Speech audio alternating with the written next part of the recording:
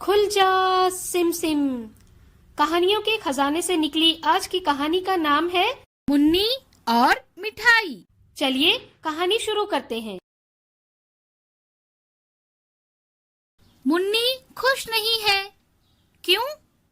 क्योंकि उसके पापा ट्रक चलाते हैं, इसलिए वो घर में बहुत कम रहते हैं। मुन्नी चाहती है कि उसके पापा घर में रहें। पापा चाहते हैं कि मुन्नी खुश रहे। मुन्नी को मिठाई पसंद है, तो पापा उसके लिए मिठाई लाते हैं। मुन्नी, तुम मनेर के लड्डू खाओगी? नहीं।